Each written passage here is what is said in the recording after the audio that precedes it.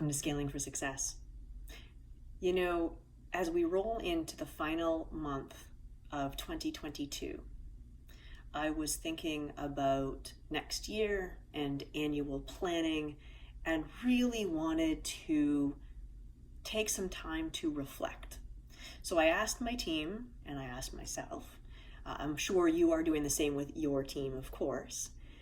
What are the biggest lessons that I've learned over the last 12 to 18 months? And so I wanted to do a series of 5 videos for the month of December that focused on this specific question. And each video is meant to be one of these lessons. So I'm going to start off this video, and as I was thinking about title, I wasn't really sure what the best title would be. Would it be asking better questions, or would it be mitigating downside risk? I'm not sure. Maybe you should tell me in the comments. So the story goes like this.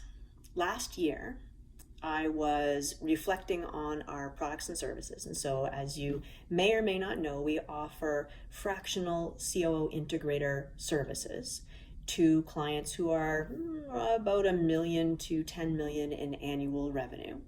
And we have a great team behind me, which is just, they're rock stars. They're amazing individuals.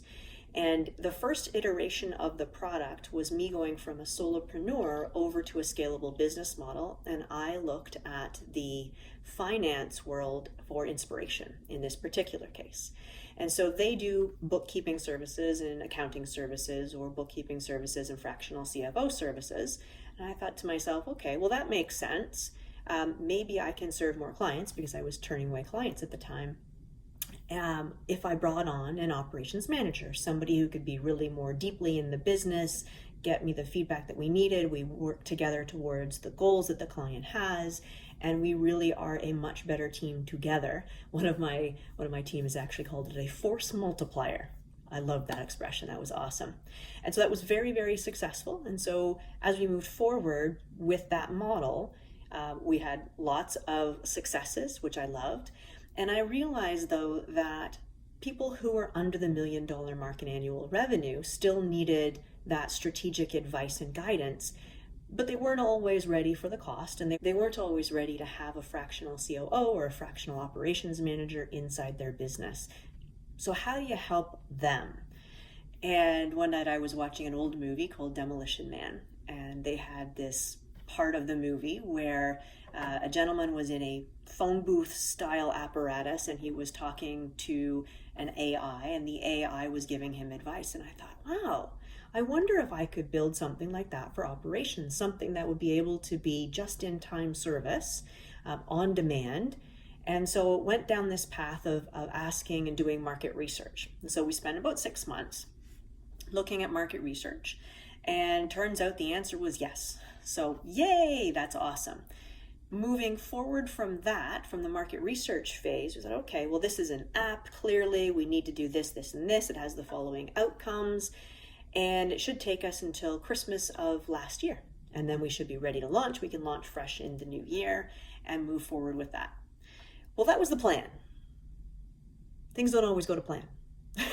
And so as we did the market research, it was awesome. Then we did the scoping for the project, and nothing worked according to plan.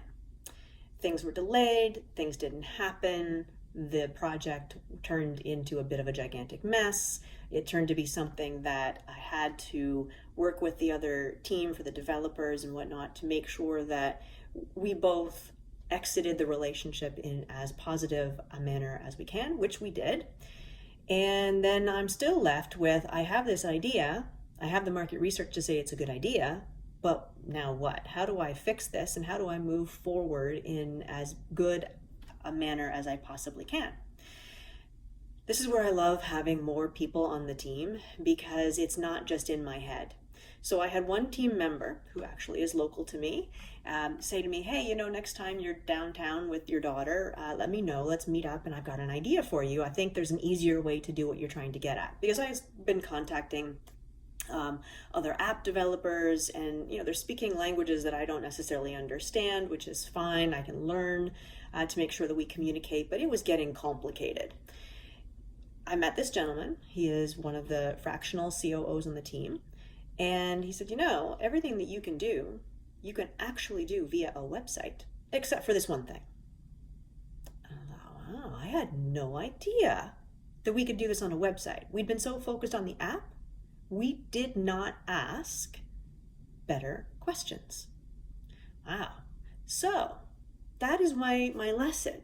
If back almost 18 months ago now, we had stopped to think, we were thinking in this box of app, but maybe we needed to take that step back, as I so often do with many of my clients, where we have a project we want to undertake.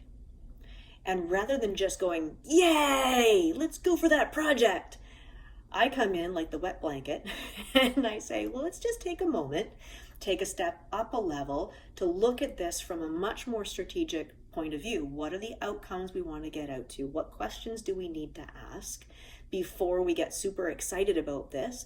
What are those downside risk mitigation factors? What can go wrong? And how do we make sure that we can mitigate those risks? How do we have a plan already in place in case something goes sideways?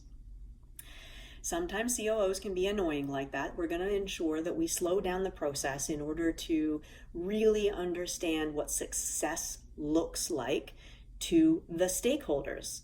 And there's a lot of stakeholders usually involved in a project. Had I done that, it would have meant that scalingresources.com, which was the solution to this, at an MVP level, which is what it is, would have been launched a year earlier. This gentleman helped to make sure that the project was done in 4 weeks for a fraction of the cost. Yes, there are absolutely add-ons and pieces that we want to do once we've gone past this MVP stage. But won't it be so much easier to make sure that we have the actual usage data for the site, that we know that people are actually doing and getting the value that we intend for them to get to help their businesses in these challenging times?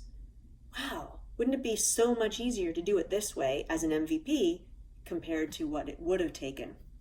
And man, it was a good lesson to learn. So now every time we think about something and we want to undertake that project, it is always going to be about, let's hold on, let's take that step up. How else can we achieve this outcome? How else can we achieve this outcome? Are we stuck staring down this tunnel and not considering other options that may be out there? And how many of us, let's face it, we don't have to raise our hands, but let's face it, there are a lot of us out there that get stuck in this when we get really passionate and excited about an idea. I have this idea, I know we can do it. There is a longer term vision, even though I'm not telling my team about it.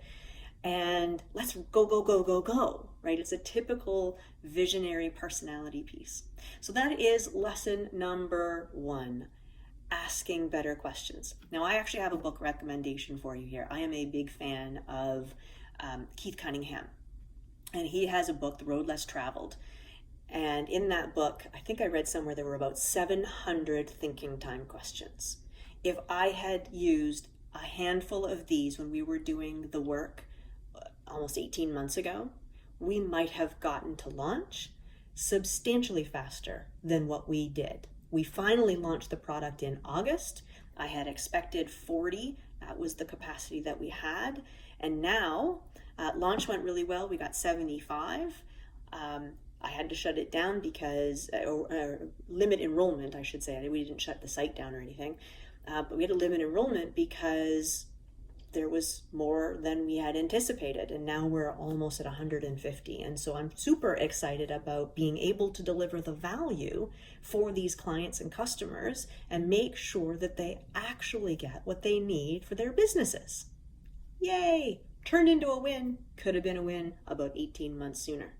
Do you have anything in your business that's like that?